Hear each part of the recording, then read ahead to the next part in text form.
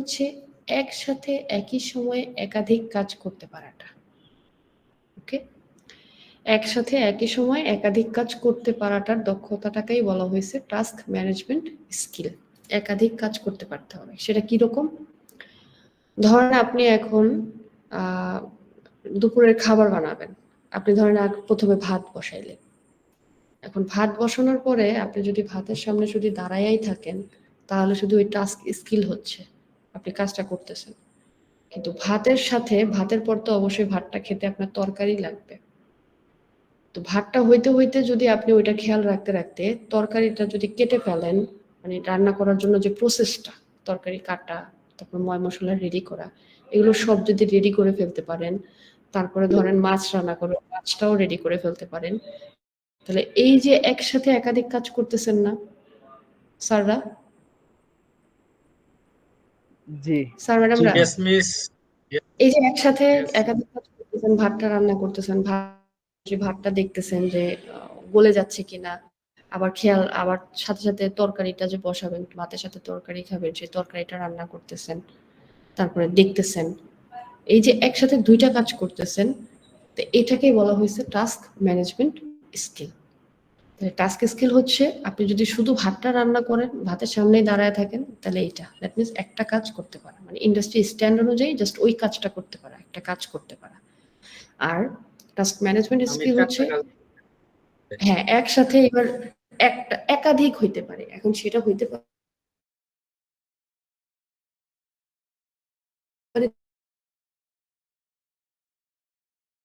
দুইটা, তিনটা বা চারটা, পাঁচটা, আপনার যত ক্যাপাবিলিটি আছে একসাথে করে। কিন্তু এখন দেখেন contingency management skill. Contingency management স্কিলটা এরকম যে ধরেন আপনি ভাত রান্না করলেন, তরকারি রান্না করলেন, একসাথে অনেক কাজ করলেন। কাজ করতে গিয়ে এখন আপনার তরকারিটায় ধরেন একটু লবণ বেশি হয়ে গেছে। এখন কি আপনি ওই তরকারি ফেলে দিবেন? আপনার একটা ভুল ত্রুটি হয়েছে, তাহলে আপনি কি এখন তরকারিটা ফেলে দিবেন? এখন যে তরকারিটা ফেলে দিলেন, ধরেন এই যে আপনি বললেন যে পানি মিশাইয়া দিবেন, বা আরেকজন বলতে পারে যে তরকারিতে আলু দিয়ে দিব।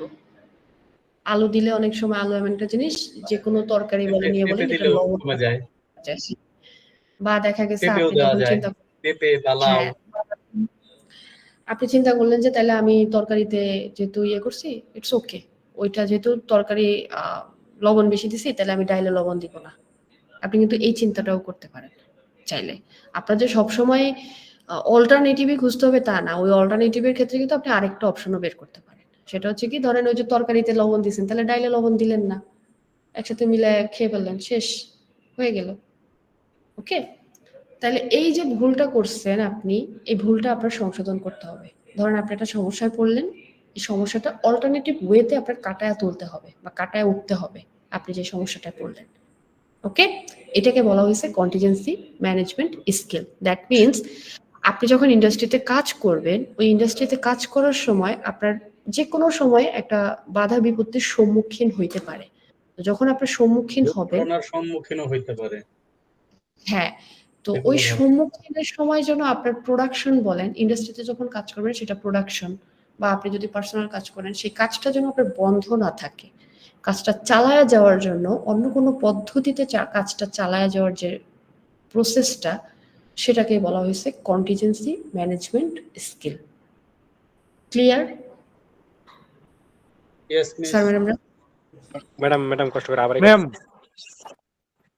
জিনিসটা হচ্ছে যে কাজ করার সময় কোনো সমস্যার সৃষ্টি হলে সেই সমস্যাটাকে ওভারকাম করে এগিয়ে নিয়ে যাওয়াটাকেই কন্টিনজেন্সি ম্যানেজমেন্ট স্কিল বলে, তাই না স্যার? হ্যাঁ, এটাই। মানে সব সময় যে অল্টারনেটিভ হইতে হবে তা না। মোট কথা হচ্ছে যে অল্টারনেটিভ তো অবশ্যই হবে, অল্টারনেটিভ ওয়েতে কাজটা করার, যেটা একটা প্রভাব চলে আসছে যে কাজটা বন্ধ থাকবে না, অল্টারনেটিভ ওয়েতে হইতে হবে। সবসময় অল্টারনেটিভ হবে তা কিন্তু না। ওই যে স্যার একটা কথা বলছে, সুন্দর কথা, যে ওভারকাম করে আসা। এখন দেখা গেছে ওইটা তরকারিতে আপনার লবণ বেশি পড়ে গেছে, তো আপনি তাহলে অন্য একটা তরকারিতে দিয়ে দেন বা কিছুতে একটা কম দেন, এরকম কিছু একটা। দ্যাট মিনস ওভারকাম করতে হবে। অল্টারনেটিভও করবেন, কিন্তু ওইটা ওভারকাম করে আসতে হবে। কারণ হচ্ছে আপনি ইন্ডাস্ট্রিতে এটার এই যে কন্টিজেন্সি ম্যানেজমেন্ট স্কিলের কারণ কি, মানে করার কারণ কি, কেন করতে হবে, কেন জানতে হবে, সেটা হচ্ছে আপনার যেন ইন্ডাস্ট্রিতে যে প্রোডাকশনটা সেটা যেন বন্ধ না হয়। কারণ আপনি যদি এটা প্রোডাকশনটা বন্ধ দেন লস হবে, তাহলে আপনার ক্ষতিটা যেন না হয় বা লসের দিকে যেন আপনার বিষয়টা না যায়, এই জন্যই আপনার কন্টিজেন্সি ম্যানেজমেন্ট স্কিলটা জানা প্রয়োজন। এখন অল্টারনেটিভ বলতে পারে এটাও বোঝায়, ধরেন আপনার কাছে এখন এটা নাই, আপনি অন্যটা দিয়ে চালায় নিলেন ওই মুহূর্তে কাজটা, এটাকেও কিন্তু কন্টিজেন্সি ম্যানেজমেন্ট স্কিল বলে। ওকে, যেমন আমি আরেকটা উদাহরণ দিই। আর আপনি ডিম খাবেন, আপনি ডিম ভাজা খাবেন, ডিম ভাজতে গিয়ে আপনার কাছে এখন দেখলেন আপনার পেঁয়াজ নাই, কিন্তু আপনার কাছে কিছু ভাজা পেঁয়াজ আছে, এই যেটাকে হচ্ছে আপনারা ছেলেরা মানুষরা নাও বুঝতে পারেন, কয়েকজন ম্যাডাম আছে তারা বুঝতে পারে, যেটাকে আমরা ব্রেস্তা বলি, পোলাওর সাথে খাই। ভাজা পেঁয়াজ আছে কিন্তু আপনার কাছে কাঁচা পেঁয়াজ নাই, তাহলে আপনি কিন্তু চাইলে ওই ভাজা পেঁয়াজটা দিয়ে ডিমটা ভেজে ফেলতে পারেন। তাহলে এই যে কাঁচা পেঁয়াজের জায়গায় যে ভাজা পেঁয়াজটা ইউজ করছেন, এটাই হচ্ছে আপনার কন্টিজেন্সি ম্যানেজমেন্ট স্কিল। স্যার মানে আমরা বুঝতে পারছি? জি ম্যাম, এগিয়ে যান। আচ্ছা, এবার দেখেন job role environment skill. Job role environment বলতে আপনি যখন একটা কাজ করবেন, ইন্ডাস্ট্রিতে বলেন বা ইনস্টিটিউটে বলেন, যেখানেই বলেন না কেন, সব সময় যে আপনার পরিবেশটা আপনার অনুকূলে থাকবে তা কিন্তু না, আপনার প্রতিকূলও থাকতে পারে। ওকে, তো আমাদের জব রোল এনভায়রনমেন্টটা হচ্ছে এরকম যে আপনার কাজের ক্ষেত্রে, কাজের কর্মস্থানে যে ব্যবহারটা, সেই ব্যবহারটা আপনার করতে হবে। দ্যাট মিনস আপনার পরিপার্শ্বিকে, আশেপাশে যে আপনার কলিগরা থাকবে তাদের সাথে মিলে মিশে কিভাবে কাজটা করা যায় বা উদ্ধার করা যায়, আদায় করা যায়, এই বিষয়টাকেই বলা হয়েছে জব রোল এনভায়রনমেন্ট। যে আপনার কোন কোন বিষয়গুলো খেয়াল রাখতে হবে, কার সাথে কি আচরণ করতে হবে, কিভাবে আপনার বসের সাথে কথা বলতে হবে বা কলিগদের, জুনিয়র কলিগদের সাথে আপনার আচরণটা মোট কথা ইন্ডাস্ট্রিতে কিরকম থাকবে অ্যাজ এ ওয়ার্কার বা এমপ্লয়ি হিসেবে, এটাকে বলা হচ্ছে job role environment skill. Clear? এই ছিল আমাদের ডাইমেনশন অফ কম্পিটেন্সি। বুঝতে পারছেন স্যার ম্যাডামরা? আচ্ছা, এখানে একটা জিনিস খেয়াল করেন, এখানে একটা জিনিস খেয়াল করবেন, সেটা হচ্ছে এই যে টাস্ক স্কিল। হ্যাঁ, টাস্ক স্কিল আপনি একটা সিএস এর আপনি কোন বিষয়গুলোতে পাবেন বা কোন জিনিসে বর্ণনা থাকবে, এটা আপনার এমসিকিউ আকারে মাঝে মাঝে আসে যে টাস্ক স্কিল কোথায় বর্ণনা বা ডিসক্রাইব করা আছে। সেটা হচ্ছে দেখেন এলিমেন্ট অ্যান্ড পারফরমেন্স ক্রাইটেরিয়াতে আপনি এই টাস্ক স্কিলটা পাবেন। তারপর টাস্ক ম্যানেজমেন্ট স্কিলটা পাবেন হচ্ছে আপনি কি বলে এটাকে, পারফরমেন্স ক্রাইটেরিয়াতে পাবেন, আন্ডারপিনিং স্কিল আর নলেজে পাবেন। কন্টিজেন্সি ম্যানেজমেন্টের স্কিলটা হচ্ছে আপনি critical aspect of evidence, performance criteria আর আন্ডারপিনিং স্কিল বা নলেজে আপনি পাবেন। আর জব রোল এনভায়রনমেন্টের ক্ষেত্রে আপনি হচ্ছেন কি বলে এটাকে, কি কম্পিটেন্সিস অ্যান্ড আন্ডারপিনিং স্কিল বা নলেজে আপনি এই জব রোল এনভায়রনমেন্টটা পাবেন। ওকে, ক্লিয়ার? জি। এবার দেখেন এই যে কম্পিটেন্সি স্ট্যান্ডার্ড বা সিএসটা কি, এটা আমরা আগে পড়ে আসছি, সিএস সম্পর্কে বলে আসছি, সিএস এর ক্যাটাগরিগুলো বলে আসছি, তারপরে একটা ইউনিট অফ কম্পিটেন্সির যে এলিমেন্টগুলা বা কম্পোনেন্টগুলো ওগুলো সম্পর্কে আমরা জেনে আসছি। কিন্তু এখন এখানে আমাদের পড়ার বিষয়টা হচ্ছে এই যে একটা ইন্ডাস্ট্রি স্ট্যান্ডার্ড মানে কম্পিটেন্সিতে সিএস এ কি কি অন্তর্ভুক্ত থাকবে, ইনক্লুড বা অন্তর্ভুক্ত থাকবে। একটা সিএস এ আপনার কি কি skills, knowledge and attitude requirement for the level of work. এমন তো না যে সবার জন্য সিএস এক, আপনি যে অকুপেশনের যে লেভেলের দিবেন আপনার সেই লেভেলের সেই অকুপেশনের সিএসটা কিন্তু আলাদা। দ্যাট মিনস প্রত্যেকের লেভেলের অনুযায়ী সিএসটা কিন্তু আলাদা আলাদা। তাহলে ওই লেভেলটা অর্জন করার জন্য আপনার কি পরিমাণ নলেজ স্কিল লাগবে এটা কিন্তু ওই লেভেলের সিএস এ বলা থাকে, ঠিক না? যেমন লেভেল 2 এ যতটুকু আপনার নলেজ স্কিল অ্যাটিটিউড লাগবে, লেভেল 3 তে তার থেকে হয়তো একটু বেশি লাগবে, কম তো আর লাগবে না, কিন্তু এক তো না, হয়তো পারে সম পরিমাণে লাগতে পারে কিন্তু একই জিনিস তো আর লাগবে না লেভেল 2 এর ক্ষেত্রে বা 3 এর ক্ষেত্রে, তাই না? 2 এর ক্ষেত্রে একরকম, 3 এর ক্ষেত্রে আর একরকম। তো কোন কোন বিষয়গুলো লাগবে সেটা আপনার এই সিএস এ থাকবে, নলেজ স্কিল অ্যাটিটিউডটা ওই লেভেলের জন্য। তারপরে এটা শেষে আপনার কোয়ালিটিটা কি, কোন কোয়ালিটিটা অর্জন করবেন এবং কি ধরনের কোয়ালিটিটা থাকবে সেটা আপনার বর্ণনা হিসেবে থাকবে। তারপর হচ্ছে আপনার national qualification that a person can receive who has been assessed as competent against the national standard. That means আপনি কোন কোয়ালিফিকেশনটা অর্জন করবেন, আপনি কি বিএনকিউএফ লেভেল 2 অর্জন করবেন, বিএনকিউএফ লেভেল 3 অর্জন করবেন, না কি অর্জন করবেন সেটা আপনার এই সিএসএ বলা থাকবে। তারপরে দেখেন learning strategy that provide guidelines about organisation of training. আপনি যে শিক্ষার যে স্ট্র্যাটেজিগুলা বা গাইডলাইনটা আছে সেটা দেওয়া থাকবে। তারপরে অ্যাসেসমেন্ট গাইডলাইন থাকবে, অ্যাসেসমেন্ট গাইডলাইন থাকবে, আপনার যে অ্যাসেসমেন্টটা হবে সেটা কি কোন কোন ধাপে হবে সেটা থাকবে। অ্যাসেসমেন্ট মেথড আর ম্যাটেরিয়ালস গুলো থাকবে। ওকে, অ্যাসেসমেন্ট মেথড আর ম্যাটেরিয়ালস গুলো থাকবে, কোন কোন মেথডে হবে এবং আসবো একটু পরে আসতেছি। তাহলে একটা সিএসএ আপনার এই বিষয়গুলো অন্তর্ভুক্ত থাকবে। যদি আপনাকে একটা কোয়েশ্চেন করে যে স্ট্যান্ডার্ডে কি কি অন্তর্ভুক্ত থাকবে বা কোন কোন বিষয়গুলো অন্তর্ভুক্ত থাকবে একটা মানে ইন্ডাস্ট্রি আরেকবার রিপিট করে দেবে সিএসটা। সিএস এর কি রিপিট করব বলেন স্যার? সিএস এর কোন বিষয়টা রিপিট করব?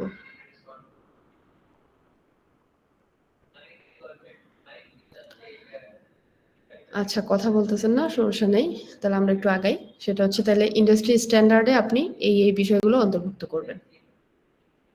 এখন দেখেন এখানে যে different component of an industry competency standard, এটা আমরা কালকেই পড়ে আসছি।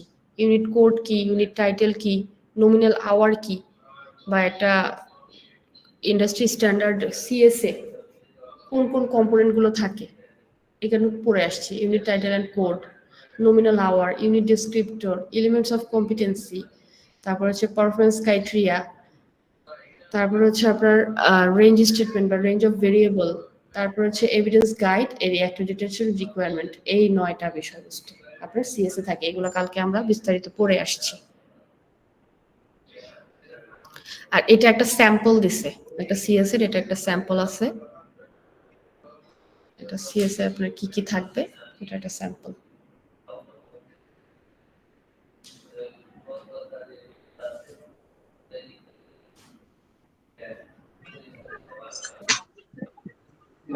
স্ক্রিন দেখা যাইতেছে না আপনার।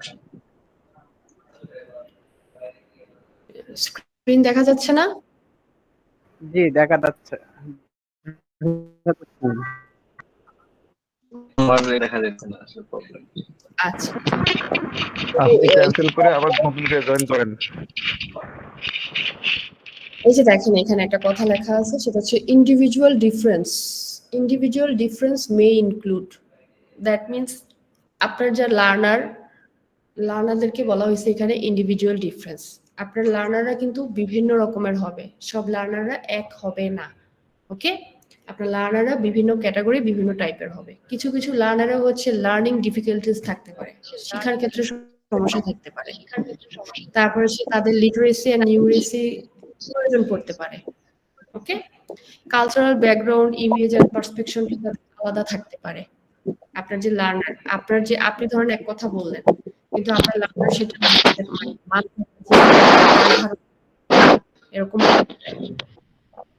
তারপর হচ্ছে সোশিও ইকোনমিক ব্যাকগ্রাউন্ডের তারা হতে পারে। তারপরে এইজ, জেন্ডারটা তাদের আলাদা থাকতে পারে, এক একজনের এক এক রকম। যেমন আমাদের এই সিবিটিতে কিন্তু অনেক ওল্ডার ক্যান্ডিডেটও আছে, আবার অনেক ইয়াং ক্যান্ডিডেটও আছে। তো তাদের যে আপনার যে লার্নার এরা কিন্তু যে কোনো এইজের হতে পারে।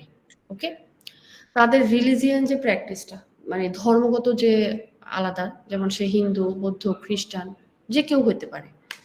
ইন্টেলেকচুয়াল ইম্পায়ারমেন্ট বা ডিসএবিলিটি হতে পারে, that means PWD, person with disability, আপনার লার্নাররা তারা হতে পারে। তার মেডিকেল কোনো ইস্যু থাকতে পারে, যেমন তার ডায়াবেটিস থাকতে পারে, অ্যাস্থমা থাকতে পারে, শ্বাসকষ্ট রোগের যে বিষয়গুলো এগুলোও হতে পারে আপনার লার্নারের, এটা কোনো সমস্যা না। তারপরে হচ্ছে আপনার ফিজিক্যাল ইম্পায়ারমেন্ট ডিসএবিলিটি ইনভলভস, যেমন আপনার লার্নারের কানে মানে শুনতে সমস্যা হইতে পারে, কথা বলতে পারে না, এই ধরনেরও হইতে পারে। সাইকোলজিক্যাল বা সাইক্রাটিক্সের মানে মেন্টালি সেই স্ট্রেস থাকতে পারে।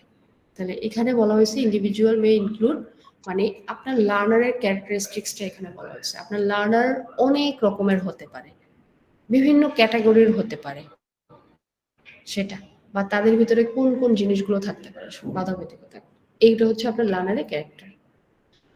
এখন দেখেন একটা নিডের কথা বলা হয়েছে। নিড মানে হচ্ছে চাহিদা বা প্রয়োজন। তো আমাদের সিবিটির ক্ষেত্রে আমাদের এই ধরনের প্রয়োজন বা নিড হচ্ছে 3 প্রকার। সেটা হচ্ছে পার্টিকুলার, স্পেসিফিক, আর একটা হচ্ছে special. Particular need, specific need, আর একটা হচ্ছে স্পেশাল নিড। পার্টিকুলার নিড বলতে বুঝাইছে একটা নির্দিষ্ট গ্রুপ বা সম্প্রদায়ের, একটা নির্দিষ্ট গ্রুপ বা সম্প্রদায়ের। তাহলে এই নিডটা তাদেরই হবে যাদের একটা নির্দিষ্ট গ্রুপ আকার, যেমন ওমেন হোয়ার আন্ডার রিপ্রেজেন্টেড। তাহলে একটা নির্দিষ্ট গ্রুপ মানে ওমেনদের একটা চাহিদা থাকতে পারে। ওমেনদের কি চাহিদা থাকতে পারে? যে আমাদের আলাদা ওয়াশরুম দরকার, আমাদের একটা রেস্টরুম দরকার, ওকে, তারপরে হচ্ছে আমাদের ক্ষেত্রে একটু ছাড় দিতে হবে, এই বিষয়গুলা তাদের থাকতে পারে। রুরাল রিমোট লার্নার হইতে পারে। রুরাল রিমোট লার্নারের যে একটা গ্রুপ, সেই গ্রুপও কিন্তু আপনার পার্টিকুলার নিড, তাদেরও কিন্তু কিছু একটা আলাদা চাওয়া থাকতে পারে। পিপল উইথ ডিসএবিলিটি, এরাও কিন্তু আপনার একটা গ্রুপ। মোট কথা পার্টিকুলার নিড যাদের হবে তারা সিঙ্গেল কেউ না, তারা একটা নির্দিষ্ট গ্রুপের ক্ষেত্রে হবে। তাদের যে চাহিদাটা, যা চাওয়াটা, এটা একটা গ্রুপের জন্য হবে, ওকে। তারপর people from non English speaking background, যারা ইংলিশে কথা বলতে পারে না, ইংলিশ বুঝে না, যারা, তারাও কিন্তু এই পার্টিকুলার নিডের মধ্যে পড়ে। তারপরে যারা হচ্ছে ইয়াং এজ, ইয়াং জেনারেশন, এরাও কিন্তু একটা পার্টিকুলার নিডের মধ্যে পড়ে, ওকে। তারপরে দেখেন সার্ভাইভার্স অফ ট্রমা বা টর্চার, এই ধরনের ট্রমাটাইজ পিপল যারা আছে তারাও কিন্তু এই পার্টিকুলার নিডের মধ্যে পড়ে। এখন স্পেসিফিক নিড বলতে কি বুঝাইছে? তাহলে স্পেসিফিক বলতে যেটা শুধু একজনের জন্য প্রযোজ্য, আর স্পেশালটা হচ্ছে সবার জন্য প্রযোজ্য। তাহলে আমাদের নিড হচ্ছে 3 প্রকার। ক্লায়েন্টের চাহিদা অনুযায়ী আমাদের নিড হচ্ছে 3 প্রকার। সেটা হচ্ছে স্পেসিফিক, পার্টিকুলার, স্পেসিফিক, স্পেশাল। পার্টিকুলারটা হচ্ছে একটা নির্দিষ্ট গ্রুপ থাকবে, সেই গ্রুপের একটা নির্দিষ্ট চাহিদা থাকবে, সেই চাহিদাটা পূরণ করাটাই হচ্ছে পার্টিকুলার নিড। চাহিদাগুলো কাদের কাদের হইতে পারে এটা হচ্ছে এখানে কিছু এক্সাম্পল দেওয়া আছে। যেমন এক গোষ্ঠী মহিলা হইতে পারে, এক গোষ্ঠী রিমোট লার্নার হইতে পারে, তারপর হচ্ছে ডিসএবিলিটি পারসন হইতে পারে, যারা হচ্ছে ইংলিশে ভালো না তারা হইতে পারে। আর স্পেশালটা হচ্ছে সবার জন্য। অ্যাসেসমেন্টের দিন অ্যাসেসর কিন্তু সবাইকে সমান দৃষ্টিতে দেখে, যে সবার জন্য যে বক্তৃতাগুলো দেয়, সবার জন্য যে টুলসগুলো আনে, এগুলো হচ্ছে আপনার স্পেশাল নিড। তাহলে স্পেসিফিক কোনটা? স্পেসিফিক হচ্ছে কারো একটা নির্দিষ্ট কারোর জন্য যদি করা, ধরেন অ্যাসেসমেন্টের দিন যে রিজনেবল অ্যাডজাস্টমেন্ট করে, এটা হচ্ছে আপনার স্পেসিফিকে পড়ে যায়। ধরেন আপনার ঠান্ডা লাগতেছে, আরেকজনের মানে সবার গরম লাগতেছে, কিন্তু একমাত্র আপনারই ঠান্ডা লাগতেছে, তখন আপনাকে কি করবে? রুমের বাইরে বের করে দিবে নাকি সবাইকে বের করবে? তা তো করবে না। তাহলে আপনাকে এমন একটা জায়গায় বসাবে বা এমন একটা জায়গা দিবে যেই জায়গায় আপনার ঠান্ডাটা কম লাগে। তাহলে আপনার যে চাহিদাটা পূরণ করছে এটা কিন্তু স্পেসিফিক, শুধু আপনার জন্য। আমার কথা বুঝতে পারছেন? তাহলে নিড কয় প্রকার? Yes miss. 3 প্রকার। কি কি? পার্টিকুলার, পার্টিকুলার নিড কাদের জন্য?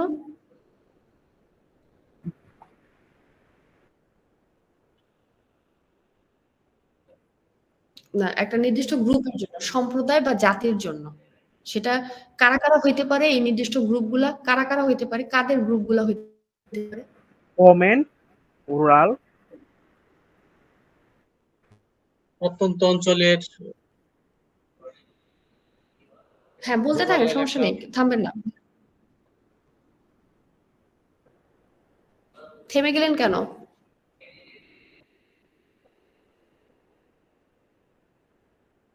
না সমস্যা নেই। আচ্ছা, তাহলে স্পেসিফিকটা কাদের জন্য?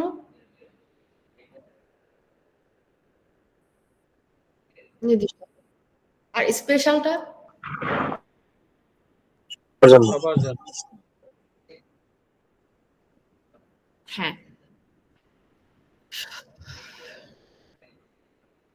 এখানে একটা দেখেন সাপোর্টিভ পারসন। সাপোর্টিভ পারসন বলতে আপনি অ্যাসেসমেন্টের দিন অসুস্থ হয়ে যেতে পারেন, বা দেখা গেছে আপনি ডিসএবিলিটি পারসন, এখন আপনার একটা সাপোর্ট পারসন লাগতে পারে, মানে সাপোর্ট পারসন লাগতে পারে। আপনার ডিসএবিলিটি সমস্যা আছে বা আপনার কোনো ক্যান্ডিডেটের ডিসএবিলিটি সমস্যা আছে, আপনার একটা সাপোর্ট পারসন লাগতে পারে। তাহলে এই সাপোর্ট পারসন গুলো কারা হইতে পারে? সাপোর্ট পারসন গুলো হইতে পারে আপনার ফ্যামিলি মেম্বার, গভর্নমেন্ট অফিসার, তারপরে আপনার পিয়ার সাপোর্ট। পিয়ার বলতে আপনার কলিগ যারা আপনার সাথে যারা কাজ করে, তারাও কিন্তু আপনাকে ওই দিনের জন্য সাপোর্ট দিতে পারে। ওকে, তারপরে দেখেন ইন্টারপ্রেটার হইতে পারে। ওই যে যদি আপনার যদি ওখানে ডিসএবিলিটি পারসন থাকে, যার হচ্ছে হিয়ারিং এর সমস্যা, লিখতে সমস্যা, বলতে সমস্যা, বুঝতে সমস্যা, সেক্ষেত্রে তাকে একটা ইন্টারপ্রেটার দিতে পারে।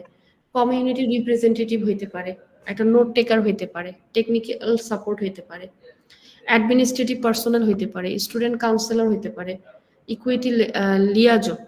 ইকুইটি লিয়াজো অফিসার হইতে পারে। তো এই মানুষগুলো আপনার একটা অ্যাসেসমেন্টের দিন আপনাকে সাপোর্ট দিতে পারে। ওকে, আমার কথা বুঝতে পারছেন? একটা অ্যাসেসমেন্টের দিন Yes, miss. এই মানুষ আপনাকে সাপোর্ট দিতে পারে, আপনার পাশে থাকতে পারবে অ্যাসেসমেন্টের দিন যদি আপনার প্রয়োজন হয়। তারপরে দেখেন টাস্ক অ্যানালাইসিস। ডাইমেনশনের পর আপনার এই টাস্ক অ্যানালাইসিসটা খুবই গুরুত্বপূর্ণ। টাস্ক মানে কি স্যার? কাজ বোঝা। আর অ্যানালাইসিস মানে বিশ্লেষণ। কাজ বিশ্লেষণ। বিশ্লেষণ।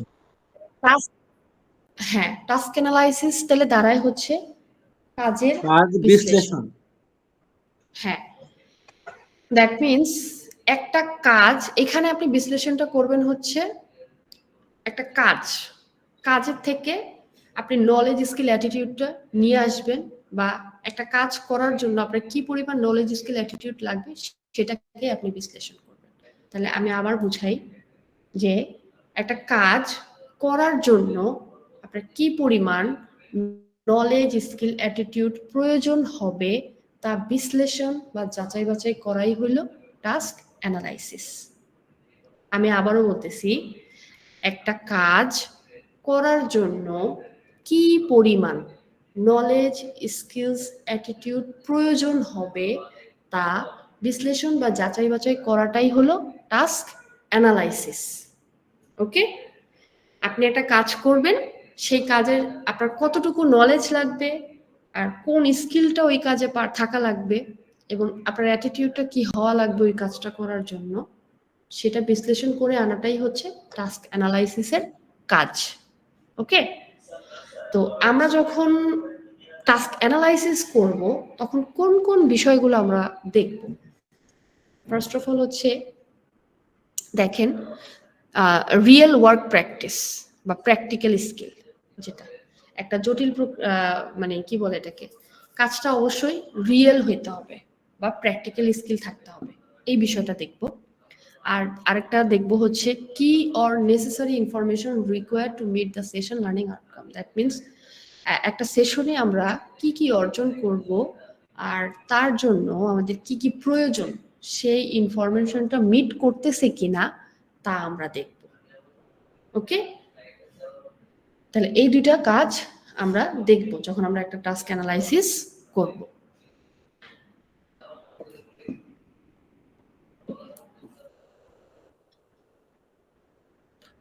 মানে এটা হচ্ছে যে আপনি যখন একটা টাস্ক অ্যানালাইসিস করবেন তখন কোন বিষয়টা দেখবেন, সেটা অবশ্যই হইতে হবে আপনার রিয়েল ওয়ার্কের।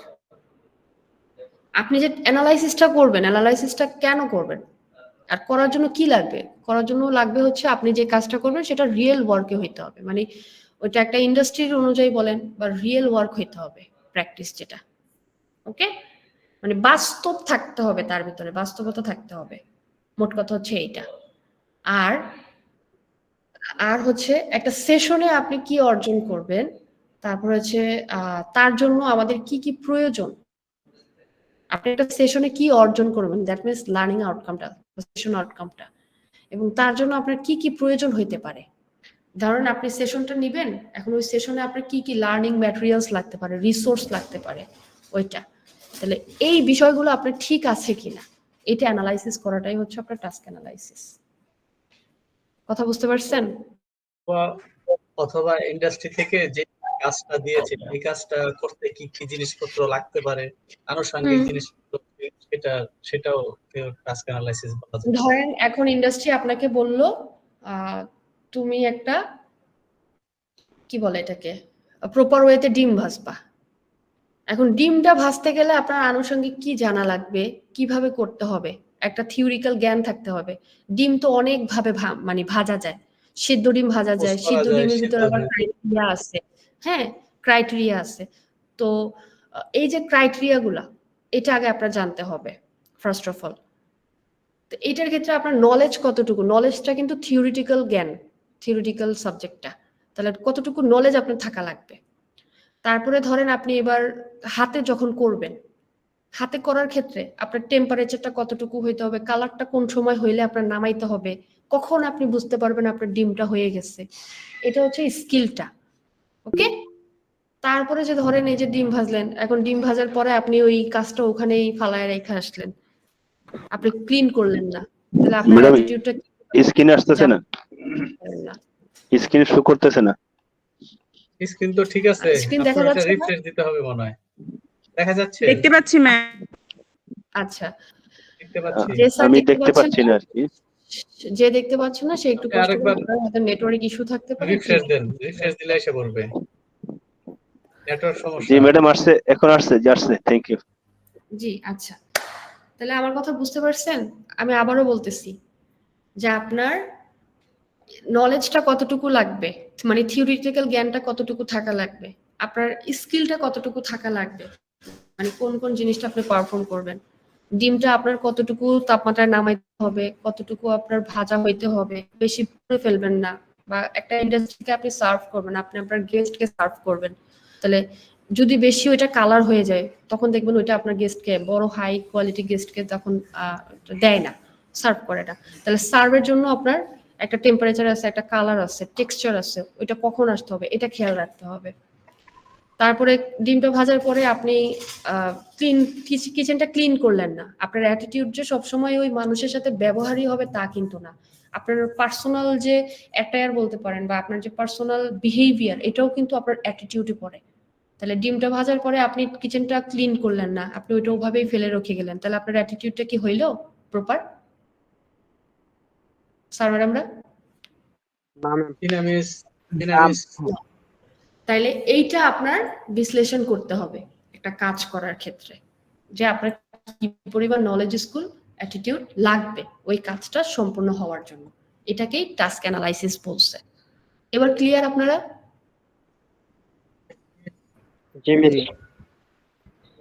আচ্ছা, এইখানে দেখেন বলছে some of the points that a trainer need to consider when carrying out a task analysis. That means একজন ট্রেনার যখন একটা টাস্ক অ্যানালাইসিস করবে তখন কোন কোন দিক বিবেচনা করবে একজন ট্রেনার যখন টাস্ক অ্যানালাইসিস করবে। তাহলে ফার্স্ট অফ অল দেখেন সে সেফটিটা দেখবে, কারণ আমরা যেই কাজই করি না কেন দিন শেষে আমাদের কিন্তু মানে নিরাপদ থাকতে হবে, আমাদের নিরাপদটা সবার আগে বিবেচনা করতে হবে। তাহলে আপনি যে কাজটা করবেন সেই কাজটা করার ফলে এটা মানে কাজকে সেফ কিনা আপনার জন্য, তো সেটা একজন ট্রেনার ফার্স্টে বিবেচনা করবে। তারপরে কাজের কোয়ালিটিটা, আপনার যে কাজের কোয়ালিটি সেটা ইন্ডাস্ট্রি স্ট্যান্ডার্ড অনুযায়ী হচ্ছে কিনা। ওকে, আমরা যাই করি না কেন আমাদের একটা স্ট্যান্ডার্ড আছে, স্ট্যান্ডার্ড মানে হচ্ছে মানদণ্ড, আমাদের ওই মানদণ্ডটা কিন্তু ভিত্তি করেই কাজটা করতে হবে। আমরা চাইলেই যে কোনো কাজ করতে পারি না, আপনি স্ট্যান্ডার্ড ফলো করলেন না তাহলে আপনার লাভ হইল কি, তাহলে আপনি ওই কাজটা আপনি কোথায় করবেন, কোথায় শো করবেন, কোনো লাভ নেই। তাহলে আপনি যে কাজটা করবেন সেই কাজের কোয়ালিটিটা কেমন সেটা দেখতে হবে। দ্যাট মিনস এই কাজের উদ্দেশ্যটা হচ্ছে আপনি যেন একটা ভালো একটা ইন্ডাস্ট্রিকে ইনভলভ করতে পারেন। তাহলে ইন্ডাস্ট্রির যে চাহিদাটা সেটা ফুলফিল করতেছি কিনা, সেটা আপনার কোয়ালিটির ভিতরে আসতেছি কিনা, সেটা আপনার বিবেচনা করতে হবে। তারপরে দেখেন include the appropriate amount of details, that means too not much or too little. আপনার যে ডিটেলসটা সেটা পর্যাপ্ত থাকতে হবে, এমন হওয়া যাবে না অনেক বেশি যার কারণে আপনি এলোমেলো করে ফেলতেছেন, প্রপার কোনো কিছু আসে নাই, আবার এত কম হওয়া যাবে না যেন আপনি কিছুই বুঝতেছেন। দ্যাট মিনস আপনার যে ডিটেলসটা থাকবে, ধরেন ইনফরমেশনই বললাম, ওকে, আমাদের যে সিবিএলএম ধরেন ইনফরমেশন, এখন ইনফরমেশনটা এরকম থাকতে হবে যেন আমার দ্বারা যে জিনিসটা চাওয়া হয়েছে আমি সেই জিনিসটার উত্তরটা যেন এখানে পাই, আমি কভার করতে পারি। ওকে, তাহলে এমন যেন না হয় যে এটা অনেক বেশি বড় যার কারণে আমি আমার কাছে যেটা চাওয়া হয়েছে আমি সেটাকে ফোকাস করতে পারতেছি না, কারণ কোনটা চাওয়া হয়েছে আমি সেটা ধরতেই পারতেছি না। আবার এমনও যেন না হয় যে বিষয়টা এতই ছোট যে আমার কাছে কি চাওয়া হয়েছে সেটা আসেই নাই প্রপারলি, এরকম যেন না হয় অ্যানালাইসিসটা। এরপরে হচ্ছে ইউজ সিম্পল ল্যাঙ্গুয়েজ। আপনি যে ভাষাটা ব্যবহার করবেন এটা সিম্পল থাকতে হবে। এখানে অনেকেই থাকতে পারে যে আপনার যারা লার্নার হবে তারা দেখা গেছে যে কেউ আছে ভালো ইংলিশ বুঝে, কেউ আছে কম বুঝে। তাহলে যারা ভালো বুঝে তারা তো ভালোই, আর যারা কম বুঝে তাহলে তো তারা আপনি এমন একটা ভাষা ব্যবহার করলেন বা এমন এমন সিনোনিম ফ্রেজাম ইডিয়মস ব্যবহার করলেন যেটা তারা পড়তেই পারতেছে না, ধরতেই পারতেছে না, এরকম যেন না হয়। ওকে, তাহলে সবার জন্য যেন এটা বোঝানো হয় এরকম একটা ভাষা ব্যবহার করতে হবে। You include hints and tips to make task easier. আপনি যে টাস্কটা করবেন সেই টাস্কটা সম্পূর্ণ করার জন্য তাদেরকে একটু হিন্টস দিবেন বা টিপস দিবেন যে এই কাজটা করতে হলে তুমি এই জিনিসটা যদি করতে পারো বা এটা যদি বুঝে থাকো তাহলে এই জিনিসটা তোমার জন্য ইজি। যেমন আমি আপনাদের সেশনে যে পড়ানোর ক্ষেত্রে একটা এক্সাম্পল গুলো ইউজ করি, যার কারণে দেখা গেছে আপনি কিন্তু বুঝতে পারতেছেন। আমি চেষ্টা করি এই যে একটা হিন্টস দিতেছি না, একটা এক্সাম্পল দিতেছি না বা একটা টিপস দিতেছি না যেন আপনি বিষয়টা বুঝেন। তো ওই রকমই টাস্ক অ্যানালাইসিসের ক্ষেত্রেও আপনি একটা হিন্টস বা টিপস তাদের দিবেন। এরপর লাস্ট ওয়ান হচ্ছে use any graphical AIDS that increase understanding. Graphical AIDS ভিতরে পড়তে পারে ডায়াগ্রাম। যখন আপনি টাস্কটা অ্যানালাইসিস করবেন তাদের কাছে তখন মানে গ্রাফিক্যাল কিছু এইড যেমন ডায়াগ্রাম, পোস্টার, চার্ট বা ফটো দিয়ে বুঝাইতে পারবেন। একটা ফটো দিয়ে আপনি ছোট্ট একটা বিষয়কে মানে অনেক বড় একটা বিষয়কে কিন্তু একটা ছোট ফটো দিয়েও অনেক সময় তুলে ধরা যায়। ওকে, তাহলে আপনি যদি বাস্তবের সাথে মিল রেখে তাদের চিত্র দেখান বা ছবি দেখান তখন কিন্তু তারা এটার সাথে এবং খুব তাড়াতাড়ি ক্ষেত্রে আপনি তাহলে চাইলে এই গ্রাফিক্যাল কিছু এই ইউজ করতে পারেন। এটা কি বুঝতে পারছেন স্যার ম্যাডামরা? এটুকু বোঝা গেছে? জি ম্যাম, বুঝতে পারছি। আচ্ছা, ম্যাম প্রশ্নটা কি ধরনের আসতে পারে কাইন্ডলি একটু বলবেন? প্রশ্নটা এখানে ওইরকম আসার সম্ভাবনা নাই, আর থাকলেও দেখা গেছে বলতে পারে যে একজন ট্রেনার হিসেবে আপনি কিভাবে টাস্ক অ্যানালাইসিসটা বের করবেন। কারণ প্রশ্ন কিভাবে আসবে এটা আল্লাহ মাহবুব জানে, কিন্তু আপনি সহজ ভাষায় জাস্ট মনে রাখেন যে একজন ট্রেনার হিসেবে আপনার টাস্ক অ্যানালাইসিস করার ক্ষেত্রে কোন কোন দিকগুলো আপনি বিবেচনা করবেন।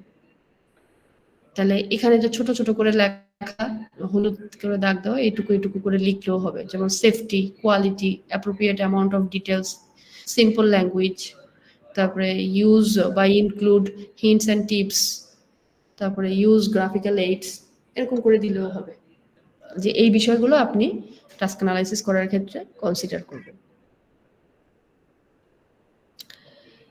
এবার দেখেন কারিকুলাম ডকুমেন্ট বা সিবিসি। সিবিসি আমরা আসছি, সিবিসি তাহলে কে বানায় বা কারিকুলাম ডকুমেন্টটা কে বানায়?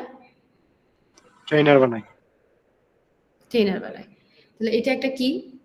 এটা হচ্ছে আপনার এটা কম্পিটেন্সির একটা সেট, অর্থাৎ কম্পিটেন্সি কি চাচ্ছে তা প্রদর্শন করেই হচ্ছে কারিকুলাম। মানে কোন কম্পিটেন্সিটা চাচ্ছে সেটা প্রদর্শন করে কারিকুলাম। আমি আবারও বলি, কারিকুলাম ডকুমেন্টটা হচ্ছে একটা কম্পিটেন্সির একটা সেট, কারিকুলাম ডকুমেন্ট কম্পিটেন্সির একটা সেট। দ্যাট মিনস কম্পিটেন্সি বলতে অর্থাৎ নলেজ, স্কিল, অ্যাটিটিউড কি চাচ্ছে তা প্রদর্শন করে। ওকে,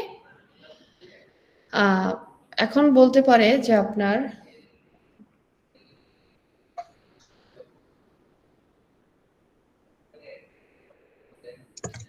পার্থক্য বলতে পারে সিএস আর সিবিসির মধ্যে কি পার্থক্য।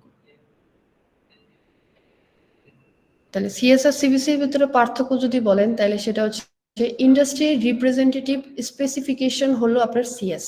তাহলে সিএসটা হচ্ছে ইন্ডাস্ট্রিকে রিপ্রেজেন্টেটিভ করে, ইন্ডাস্ট্রি কি চাচ্ছে সেটাকে রিপ্রেজেন্টেটিভ করে হচ্ছে সিএস। আর সিবিসিটা হচ্ছে আপনার কম্পিটেন্সি রিপ্রেজেন্টেটিভ স্পেসিফিকেশন, এটা হচ্ছে সিবিসি। দ্যাট মিনস ইন্ডাস্ট্রি কি চাচ্ছে সেটা হচ্ছে সিবিসি সিএস রিপ্রেজেন্টেট করে, আর কম্পিটেন্সিটা আপনার কি প্রয়োজন বা কোন ধরনের কম্পিটেন্সি আপনার মধ্যে থাকতে হবে, আপনি কি কম্পিটেন্সি অর্জন করবেন সেটা রিপ্রেজেন্ট করে হচ্ছে আপনার সিবিসি। আমার কথা ক্লিয়ার? এরপর আরেকটা পার্থক্য দিতে পারেন, সেটা হচ্ছে সিএস তৈরি করে হচ্ছে আইএসসি বা ইন্ডাস্ট্রি স্কিল কাউন্সিল, আর সিবিসি তৈরি করে হচ্ছে ট্রেনার একটা গাইডলাইনের জন্য, তার একটা গাইডলাইনের জন্য। বেশ, ওকে। এখানে দেখেন, এখানে লেখা আছে যে কারিকুলাম ডকুমেন্টের ভিতরে কি কি অন্তর্ভুক্ত থাকে। এর আগে আমরা সিএসি কি কি অন্তর্ভুক্ত থাকে এটা পড়েছিলাম। এখন এখানে আসছে হচ্ছে একটা সিবিসি। যদি আরেকবার একটু বলতেন। কোনটা স্যার? সিএস আর সিবিসি কম্পেয়ার যারা করবেন। সিএস আর সিবিসির কম্পেয়ার হচ্ছে সিএসটা হচ্ছে ইন্ডাস্ট্রি রিপ্রেজেন্টেটিভ করে, আর সিবিসিটা হচ্ছে কম্পিটেন্সির রিপ্রেজেন্টেটিভ করে, কম্পিটেন্সি রিপ্রেজেন্টেটিভ করে। আর সিএসটা হচ্ছে ইন্ডাস্ট্রি স্কিলস কাউন্সিল বানায়, আর সিবিসিটা হচ্ছে আপনার কি বলে এটাকে, ট্রেনাররা বানায়। এটাই তো। একটা দেখেন এখানে সিবিসিতে আপনার কি কি অন্তর্ভুক্ত থাকবে। ফার্স্ট অফ অল নাম থাকবে, নাম্বার থাকবে, মডিউলের নাম্বার থাকবে, কত ঘন্টা আপনি নিবেন, নমিনাল ডেলিভারি আওয়ার থাকবে, তারপর একটা জেনারেল ডিসক্রিপশন থাকবে, তারপর হচ্ছে আপনার কম্পিটেন্সির সাথে একটা রিলেশনটা কি, ওকে, সেটা থাকবে। সামারি অফ দ্য কন্টেন্ট থাকবে, আপনি কোন বিষয়বস্তুগুলো আর কি এই সিবিসি থেকে জানতে পারবেন বা পড়বেন, এই বিষয়বস্তুগুলো থাকবে। কোন কোন বিষয়ে আপনার অ্যাসেসমেন্ট নেওয়া হবে বা কোন কোন পারফরমেন্স ক্রাইটেরিয়াগুলো আপনার অ্যাসেস করা হবে সেটা দেওয়া থাকবে। তারপরে হচ্ছে আপনার অ্যাসেসমেন্ট ক্রাইটেরিয়াটা দেওয়া থাকবে আর কি। তারপরে হচ্ছে একটা ডেসক্রিপ্টর বা a descriptor of how the module of unit competency might be deliver, মানে একটা ইউনিট অফ কম্পিটেন্সি যখন আপনি ডেলিভারি দেবেন সেটা কিভাবে দেবেন সেটা সম্পর্কে একটা বর্ণনা থাকবে। এটা হচ্ছে একটা সিবিসিতে থাকবে। এখন এখানে আরেকটা পার্থক্য আসে যে what are the difference between assessment criteria and performance criteria. এখানেও আছে এই যে এখানে কিন্তু এই যে কারিকুলাম ডকুমেন্ট আর ইন্ডাস্ট্রি কম্পিটেন্সি স্ট্যান্ডার্ড যে স্যার জানতে চাইছিলেন এখানেও আছে। এই যে এখানে আরেকটা আছে হচ্ছে আপনার অ্যাসেসমেন্ট ক্রাইটেরিয়া আর এই যে পারফরমেন্স ক্রাইটেরিয়া। ওকে, অ্যাসেসমেন্ট ক্রাইটেরিয়াটা হচ্ছে অ্যাসেসরদের জন্য ইউজ হয়, আর পারফরমেন্স ক্রাইটেরিয়াটা হচ্ছে আপনার ক্যান্ডিডেটদের জন্য ইউজ হয়। অ্যাসেসমেন্ট ক্রাইটেরিয়াটা ইউজ হয় হচ্ছে অ্যাসেসরের জন্য, দ্যাট মিনস অ্যাসেসর ওই অ্যাসেসমেন্টের দিন কি কি অ্যাসেস করবে সেটা থাকে।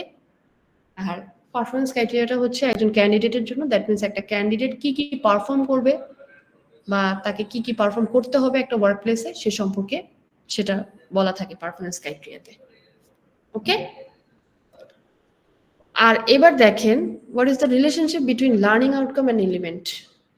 আমি কিন্তু আপনাদের ওই যে দেখাইছিলাম লার্নিং আউটকামটা আর এলিমেন্টটার সম্পর্কটা। যেমন লার্নিং আউটকামটা কোথায় থাকে আমাদের সিবিসিতে, আর এলিমেন্টটা সিএস এ। তাহলে আমরা এভাবে বলতে পারি আমাদের যে লার্নিং আউটকাম একটা কারিকুলাম টার্ম, আর এলিমেন্টটা হচ্ছে সিএস টার্ম। ইজি যদি বলি তাহলে আমি আবারও বলি, লার্নিং আউটকামটা হচ্ছে আমাদের সিবিসি টার্ম বা কারিকুলার টার্ম, আর এলিমেন্ট হচ্ছে আমাদের সিএস টার্ম। লার্নিং আউটকামে দেখেন কি বলছে, states that a learner should be able to do towards achieving the purpose of the unit বা unit of competency. তাহলে লার্নিং আউটকামটা হচ্ছে একজন লার্নার দিন শেষে কি শিখবে বা কি অ্যাচিভ করবে বা তার উদ্দেশ্যটা ওই মডিউল বা কম্পিটেন্সি অর্জনের ক্ষেত্রে সেটা বর্ণনা থাকবে হচ্ছে লার্নিং আউটকামে। ওকে, আর এলিমেন্টটা হচ্ছে একটা basic building of A unit of competency. Basic building বলতে বুঝাইছে যে একটা ছোট ছোট অংশ একটা ইউনিটের। আমি কিন্তু আপনাদের দেখাইছিলাম যে একটা সিএস এর যে টাইটেলটা বা পুরো জবটা, ওই জবটাকে যে ছোট ছোট অংশে বিভক্ত করছেই কিন্তু এলিমেন্ট অফ কম্পিটেন্সিটা। কারণ আপনি এই পুরো জবটা কমপ্লিট করতে আপনার কতটুকু মানে বিষয় সম্পর্কে কোন কোন বিষয় সম্পর্কে ধারণা থাকা লাগবে ওইটাকে একটা ছোট ছোট অংশে আপনার বিভক্ত করে দিছে। তো ওই যে ছোট ছোট অংশ বিভক্ত এগুলাকে বলা হয়েছে এলিমেন্টস অফ কম্পিটেন্সি। ওকে, বা বেসিক বিল্ডিং ব্লকের সাথে তুলনা করা হয়।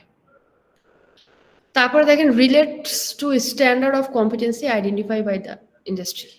তাহলে এই যে লার্নিং আউটকামটা এটা অবশ্যই ইন্ডাস্ট্রির সাথে রিলেটেড থাকে, কারণ আপনি যাই শিখেন না কেন দিন শেষে ইন্ডাস্ট্রি স্ট্যান্ডার্ড অনুযায়ী শিখবেন। আপনার কাজটা কিন্তু পারফর্ম করতে হবে ইন্ডাস্ট্রিতে, তো ইন্ডাস্ট্রি স্ট্যান্ডার্ড অনুযায়ী ইন্ডাস্ট্রির সাথে রিলেটেড থাকে হচ্ছে লার্নিং আউটকামটা। আর এটা হচ্ছে একটা রিটেন স্টেটমেন্ট, অ্যাকশন স্টেটমেন্ট লার্নারের পয়েন্ট অফ ভিউ থেকে। দ্যাট মিনস লার্নার দিন শেষে কি শিখতে পারবে, কি করতে পারবে, একটা অ্যাকশন যে এই বিষয়গুলো সে অর্জন করতে পারবে, এই বিষয়গুলো সে জানতে পারবে। ওকে, আর এলিমেন্টটা কি তাইলে? এলিমেন্টটা হচ্ছে describe the task that make a broader function or job. একটা বড় কাজকে ছোট কাজে পরিণত কিভাবে করব বা ছোট ছোট কয়েকটা অংশ মিলে একটা বড় কাজে কিভাবে করব সেটাকে ডিসক্রাইব করে হচ্ছে এই এলিমেন্টটা। আমি এবার একটু আপনাদের সিএস এর সাথে একটু দেখায় দিই, তাহলে এটা আপনাদের জন্য অনেক ইজি হবে। সেটা হচ্ছে দেখেন, এই যে এটা হচ্ছে আমাদের job. Okay, work effectively within Bangladesh টিবেট সেক্টর। এই জবটাকে আপনি ছোট কিছু অংশে ভাগ করবেন। ওকে, ওইটাই হয়ে যাবে আপনার এলিমেন্ট। এই জবটা সম্পূর্ণ করতে হলে আপনার যে ছোট ছোট বিষয়গুলো সম্পর্কে জানা লাগবে ওই বিষয়গুলোকেই বলা হয়েছে এলিমেন্টস অফ কম্পিটেন্সি। আর প্রত্যেকটা এলিমেন্টস অফ কম্পিটেন্সির এগেইনস্টে আবার কিছু বিষয় থাকে, সেটাকে বলা হয়েছে পারফরম্যান্স ক্রাইটেরিয়া। তাইলে আপনার কাজ হবে হচ্ছে এইগুলা এলিমেন্ট অফ কম্পিটেন্সি গুলা, আর কাজ পারফর্ম করতে হবে হচ্ছে আপনার এই যে এই পারফরম্যান্স ক্রাইটেরিয়া গুলা। আর কথা বুঝছেন স্যার ম্যাডামরা? জি, ঠিক আছে।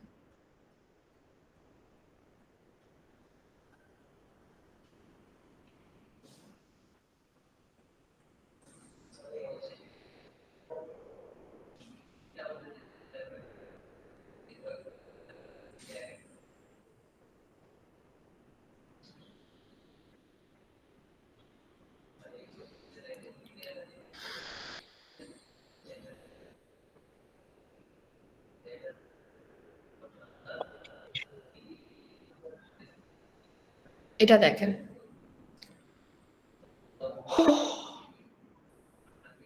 সেটা হচ্ছে quality assurance framework. Quality assurance framework, that means আমরা যে কোয়ালিটিটা অর্জন করব সেই ফ্রেমওয়ার্কের মধ্যে আমাদের কি কি আছে।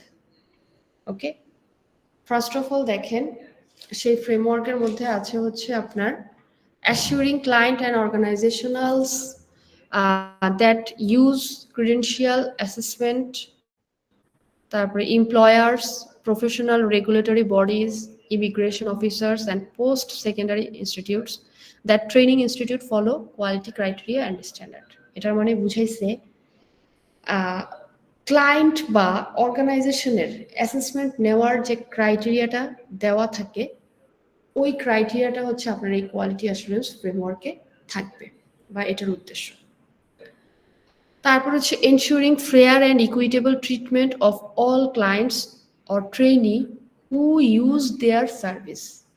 যেমন ইকুইটি আর ইকুইলিটি, কি বলে এটাকে, ইকুয়ালিটি আর হচ্ছে ইকুইটি, এই দুটো কথার ভিতরে একটা পার্থক্য আছে। বা ইকুয়াল আর একটা হচ্ছে ইকুইটি। ইকুয়াল হচ্ছে সবাইকে সমান ভাগে দেওয়া, সবাইকে সমান ভাগে ভাগ করে দেওয়াটা হচ্ছে ইকুয়াল বলে।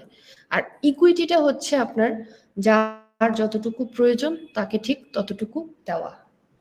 তাহলে এখানে বলা হয়েছে ইকুইটি বা সমতা বা স্বচ্ছ একটা ধারণা প্রদান করবে ক্লায়েন্ট বা ট্রেনারদের। ওকে, তারপরে দেখেন হচ্ছে improving the probability of qualification and facilitating international recognition. That means international রিকগনিশনে আপনার কোয়ালিফিকেশন বা ফ্যাসিলিটি গুলো ইমপ্রুভ করার জন্য এখানে বলা আছে এই ফ্রেমওয়ার্কের মধ্যে। তারপরে দেখেন promoting the consistent application of fair and credible assessment standard. That means যে অ্যাসেসমেন্টটা নিবেন সেই অ্যাসেসমেন্ট স্ট্যান্ডার্ডটা ফেয়ার হতে হবে এবং সেটা ক্রেডিবল হতে হবে। ক্রেডিবল বলতে বুঝাইছে একটা স্বীকৃতি থাকবে, সার্টিফিকেট থাকবে, বুঝতে পারছেন? এটা হচ্ছে একটা কোয়ালিটি অ্যাসিউরেন্স ফ্রেমওয়ার্ক। একটা কোয়ালিটি অ্যাসিউরেন্সের ফ্রেমওয়ার্কে এই 4টা বিষয়বস্তু আপনার থাকবে। এবার দেখেন আরটিও। আরটিও বিষয়টা এটা আপনারা অনেকেই জানেন। আরটিও হচ্ছে আপনার registered training organisation. That means registered training organisation হলো যে বিভিন্ন ট্রেনিং, রেজিস্টার্ড ট্রেনিং অর্গানাইজেশনটা হচ্ছে আপনার বিভিন্ন ট্রেনিং প্রোভাইড করা হয় লার্নারের কম্পিটেন্সি বিল্ড আপ করার জন্য। রেজিস্টার্ড ট্রেনিং অর্গানাইজেশনে আপনার বিভিন্ন ট্রেনিং প্রোভাইড করা হয় কেন? লার্নারের কম্পিটেন্সিটা বিল্ড আপ করার জন্য। ওকে, এর মধ্যে টিটিসিও আছে।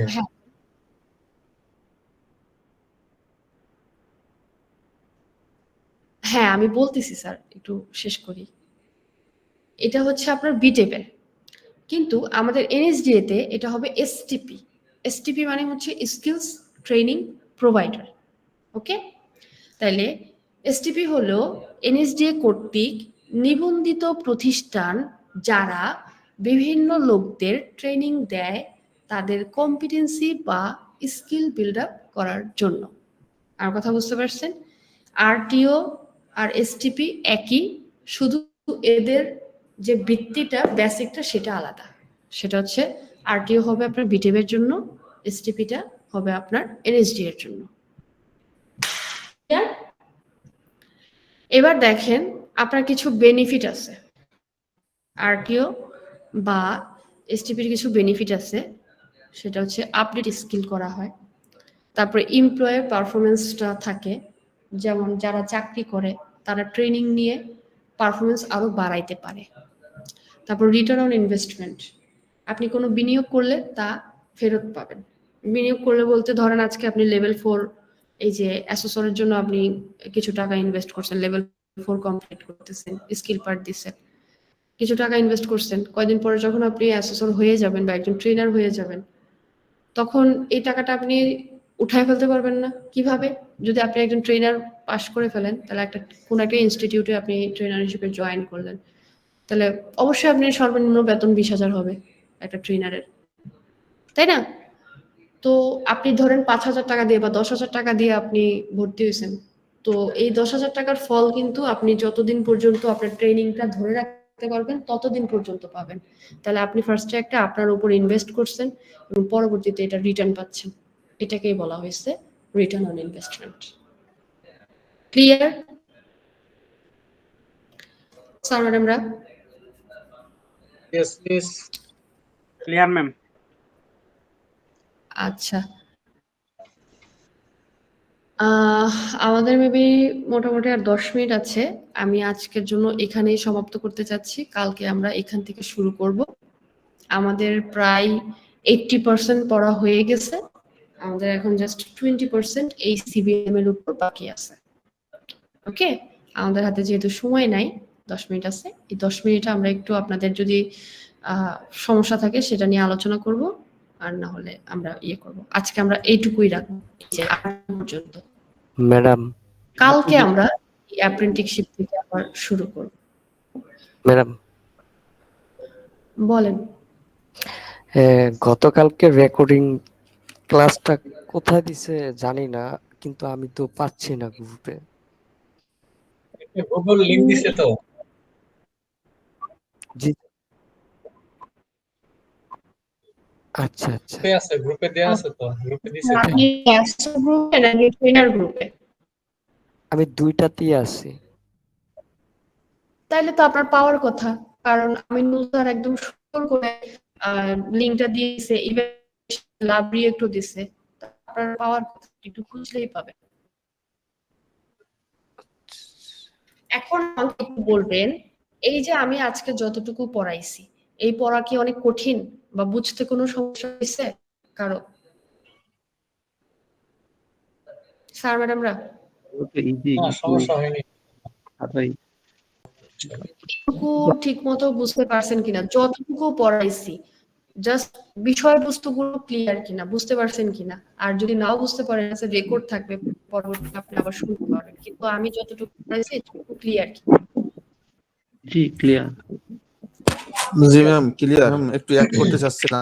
ম্যাডাম যখন আপনি বোঝান তখন তো খুব সুন্দর বোঝেই, তো পরবর্তীতে আর বুঝি না। পরে ভুলে যায় ম্যাডাম।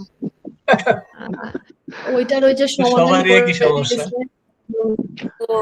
তো আর এইটা ম্যাম আপনি যখন পড়ান আমরা খুব ভালো বুঝি, একটু পরে আবার ভুলে যায়। ম্যাম একটু অ্যাড করতে চাচ্ছিলাম আপনার পড়ানোর স্বাভাবিক সিস্টেমের সাথে। ম্যাডাম। আমি যখন আপনাদের পর্যায়ে ছিলাম, আমার কিন্তু সেম হয়েছিল আমার সাথে। তো এই যে আজকে যে আমি আপনাদের পড়াচ্ছি, এটা তো আর একদিনে হয়নি। আপনাদের মতো পজিশনে একদিন আমিও ছিলাম। তো এটা হবে ম্যাম, এটা নিয়ে টেনশন করেন না। শুধু প্রত্যেকটা টপিক, ম্যাডাম আমি বারবার বলতেছি, প্রত্যেকটা টপিকে আপনারা একটু ধারণা নেন ভালো মতো, যে এই টপিকটা আসলে কি, এই টপিকটা দিয়ে আসলে কি বুঝাইছে। আর সেটা ধারণার জন্য আমি যেমন এক্সাম্পল ইউজ করি, আর মানে পরবর্তীতে আরেকটা এক্সাম্পল স্ট্যান্ড করার ট্রাই করেন যে আপনি আরেকটা এক্সাম্পল দিতে পারেন কিনা। এরকম করে প্রত্যেকটা বস্তু আগে বুঝেন। আর কোশ্চেন কিরকম আসবে, কিরকম হবে, এগুলো ধারণা মাথা থেকে বাদ দেন, কারণ আপনি যদি বিষয়বস্তু জানেন, কোশ্চেন যেখান থেকেই আসুক না কেন আপনি পারবেন। ওকে? কুদরত স্যার একটা হাত তুলছেন, বলেন স্যার। ম্যাম আপনি ক্লাসের শুরুতে একটা টপিক শেষ করে সেই টপিক থেকে কেমন কোশ্চেন হতে পারে তার একটা ধারণা দিয়েছিলেন। যদি প্রত্যেকটা টপিক থেকে এমন একটা দুইটা ধারণা দিতেন যে এই টপিক থেকে কেমন কোশ্চেন হতে পারে, সেক্ষেত্রে মনে হয় একটু ভালো হতো। বাসায় স্যার এটা ক্লাস কেমন করলেন? আমি বারবার বলতেছি, টপিক পড়াইতে পারবো, আর আমি যে এইটা ইম্পর্টেন্ট, এটা আসতে পারে না, কিন্তু আমি সর্বোচ্চ এটুকু বলতে পারি যে হ্যাঁ, বিগত এটা আসছিল আর এটা আসে নাই, তো ওইখান থেকে বলতে পারি। কিন্তু টুলস কিন্তু প্রতিনিয়ত চেঞ্জ হচ্ছে, তো আমি কিন্তু এটা ওইভাবে বলতে পারবো না যে কি আসতে পারে, কিভাবে আসতে পারে, কারণ কোশ্চেন কিন্তু আমি বানাই না স্যার, বুঝতে না পারছেন? ম্যাম ওইটা আমি বলিনি, এটা ধারণা পাওয়া যেত যে কেমন কোশ্চেন বিগত সালে আসছে তার একটা করে ধারণা দিলে সেক্ষেত্রে আমাদের একটু বুঝতে সুবিধা হতো। আমি চেষ্টা করবো, ইনশাল্লাহ ইনশাল্লাহ আমি চেষ্টা করবো। ধন্যবাদ ম্যাম। এরপরে বলেন তৌকির আহমেদ স্যার, ম্যাডাম বলেন। আসসালামু আলাইকুম। জি ম্যাডাম বলেন স্যার। আমরা লক্ষ্য স্থিরে যদি আমরা যদি লক্ষ্য ছাড়া যদি হাঁটি, তাহলে তো আমরা লক্ষ্য স্থিরে পৌঁছতে পারবো না। না তো যেটা বলছিলাম আর কি, যে মানে প্রত্যেকটা প্রশ্নের পরে যদি উত্তরটা বলা হয়, আসুক বা না আসুক, বাট আমরা আগে প্রশ্নটা জানবো, তারপর উত্তরটা জানবো এবং শিখবো, লিখবো। তাহলে তো আমাদের জানা হইলো, মানে প্রশ্ন অনুযায়ী আমাদের মনে থাকবে। কিন্তু কন্টিনিউ যদি পড়ে যাই, তাহলে প্রশ্ন ছাড়া অযথা আমরা ভিতরে পড়তে থাকবো, শিখতে থাকবো, তাহলে ম্যাডাম মনে হয় আর কি আমরা সঠিক লক্ষ্য স্থিরে পৌঁছতে পারতেছি না আর কি। বেশি করে আমি আর কি, অন্যদের জানি না, বাট আমি আর কি। তাই জন্য ম্যাডাম প্রথম প্রশ্নটা যদি বলা হয়, তার নিচে যদি আমরা উত্তরটা দেখে নিই বা নোট করে নিই, তাহলে মনে হয় আমাদের শিখতে বা পরবর্তীতে বুঝতে জিনিসটা সুবিধা হবে। যদি ভুল হয় ক্ষমা করবেন আর কি। জি ম্যাম, সহমত। তারপরে বলেন আর কি কোশ্চেন আছে, আমাদের 2 মিনিটে কেটে যাবে। আর কি কি জানতে চাচ্ছেন, কার কি ম্যাম প্রশ্ন? আমি একটু বলতে চাচ্ছিলাম, হ্যাঁ বলেন তৌকির স্যার, বলেন। ম্যাম আমরা তো হচ্ছে ওই টাস্ক স্কিল এবং টাস্ক ম্যানেজমেন্ট স্কিল সম্পর্কে পড়লাম। তো এইটা বোঝার জন্য কি সহজ কোনো ওয়ে আছে, বা কোনো একটা ওয়ার্ড বা এরকম কিছু কি আছে যেটা পড়লে সহজ ইজিলি মানে বোঝা যাবে? মানে টাস্ক স্কিল এবং টাস্ক ম্যানেজ স্কিলটার মধ্যে একটু ঝামেলা মনে হচ্ছে। আচ্ছা, দেখেন, আমি কিন্তু বলছি ফার্স্ট অফ অল টাস্ক স্কিলটা হচ্ছে ইন্ডাস্ট্রি স্ট্যান্ডার্ড অনুযায়ী জাস্ট কাজটা করতে পারা। আর টাস্ক ম্যানেজমেন্ট স্কিলটা আমি বলছি যে একসাথে একাধিক কাজ করতে পারাটা। তাহলে টাস্ক স্কিল একটা সিঙ্গেল কাজ আপনি করবেন, জাস্ট একটা সিঙ্গেল কাজ করবেন কিভাবে ইন্ডাস্ট্রি স্ট্যান্ডার্ড অনুযায়ী। কিন্তু টাস্ক ম্যানেজমেন্টে যখন চলে যাবেন, ম্যানেজমেন্ট, সেক্ষেত্রে আপনি কিন্তু একসাথে একাধিক কাজ করতে পারতে হবে। এর থেকে মানে সহজ আমার কাছে জানা নাই, আর প্রয়োজন পড়লে আমি আরেকটু রিসার্চ করে আপনাকে এর থেকে সহজ বোঝার আমি বলে দেব। ম্যাম আর একটা যে বিষয় ম্যাডাম জানার ছিল সেটা হচ্ছে আপনি যখন পড়াচ্ছেন না, মানে আপনি যে বাংলাতে বোঝায় পড়াচ্ছেন, আমরা টপিক গুলো বুঝতেছি বা তার থিমটা বুঝতে পারতেছি, কিন্তু এটাকে যখন আমরা ইংরেজিতে কনভার্ট করতে নেই অ্যান্সার গুলাকে, তখন আসলে ব্যক্তিগতভাবে আমার কাছে জিনিসটা গুলাইয়া যায় বা দেখা গেল যে মাইন্ড স্লিপ হয়ে যায়। তো এটা থেকে আসলে কি করা যেতে পারে? এটা থেকে কি করবেন বলতে, আমার কাছে তো ওইরকম বাংলা কোনো নোট নাই যে এইটাই আছে, এরকম কিছু না। আর আপনাদের যে বিষয়টা সেটা হচ্ছে যে আপনারা যদি অনেকেই থাকতে পারেন এখানে বাংলায় অনেক ভালো, তো আপনারা চাইলে লিখে নিজের মতো করে যে ম্যাডাম আমি এটা এইভাবে বাংলায় লিখছি, আমার এই কথাটা আসতেছে না। কারণ আপনার কিন্তু আলটিমেটলি অ্যান্সার করতে হবে হয় পুরোটা ইংলিশে, না হয় পুরোটা বাংলায়, অর্ধেক বাংলা অর্ধেক ইংলিশ, এরকম অ্যান্সার করা যাবে। ওকে, তো আপনারা যদি মনে করেন যে ম্যাডাম আমি এই ধরেন টাস্ক ম্যানেজমেন্ট স্কিল বা টাস্ক স্কিলটাই যে আমি এভাবে করতে চাচ্ছি বা এইভাবে আমি লিখেছি, হয়েছে কিনা একটু চেক করে দেন, তো এটা আমি চাইলে করে দিতে পারি। রোমিও স্যার ম্যাডাম বুঝতে তাহলে পারছেন? অ্যান্সার কি ম্যাডাম অ্যান্সার কি তাহলে চাইলে আমি পুরোটা বাংলায় করতে পারবো? হ্যাঁ, আপনি চাইলে পুরোটা বাংলায় করতে পারবেন, ওরকম কোনো ধরাবাধকতা নাই যে আপনার সম্পূর্ণটা ইংলিশেই করতে হবে। এখন অনেক সময় দেখা গেছে যে বাংলায় যখন আপনি লিখতে চান আপনার বর্ণনাটা অনেক বড় হয়ে যায়, আর সেক্ষেত্রে দেখা গেছে যে আপনার ভুল হয়।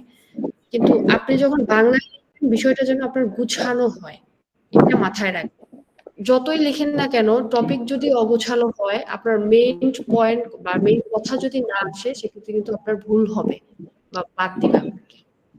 অন্য ক্ষেত্রে দেখা গেছে আপনি ইংলিশে ইউজ করে ২-৩টা কথা মানে একটা ইয়েতে নিয়ে আসতে পারেন, ওয়ার্ড ইউজ করে এরকম হতে পারে। ম্যাডাম আশা লাস্ট করি একটু বুঝাইতে পারছি। জব রোলটা একটু আমার একটু বোঝার বাকি ছিল, জাস্ট একবার সংক্ষেপে বললে হবে জব রোল। জব রোল হচ্ছে আপনি যে ইন্ডাস্ট্রিতে কাজ করবেন, আপনার ওই ইন্ডাস্ট্রিতে কাজ করার জন্য ব্যবহারটা কিরকম থাকবে, এটা ঠিক আপনার আছে ম্যাডাম। অ্যাপ্রোচটা কিরকম, আপনার কলিগের সাথে, আপনার বসের সাথে, আপনার পার্সোনালি বিহেভিয়ারের ক্ষেত্রে বিহেভিয়ারটা কিরকম, মোট কথা সবকিছু। ওকে, জি ম্যাডাম বুঝতে পারছি। আপনার বিহেভিয়ার থেকে শুরু করে তারপরে হচ্ছে ওভারভিউ আচার থেকে আচরণ শুরু করে সব, চলন। জি ম্যাডাম। হ্যাঁ সবকিছু এর ক্ষেত্রে চলে আসবে। থ্যাংক এখনই ইউ ম্যাডাম। কলটা কেটে যাবে। আর কারো কোনো কিছু? জি ম্যাডাম। না ম্যাডাম থ্যাংক ইউ। আসসালামু আলাইকুম। আচ্ছা, কালকে আমরা এই সিভিএলএমটা শেষ করে আমরা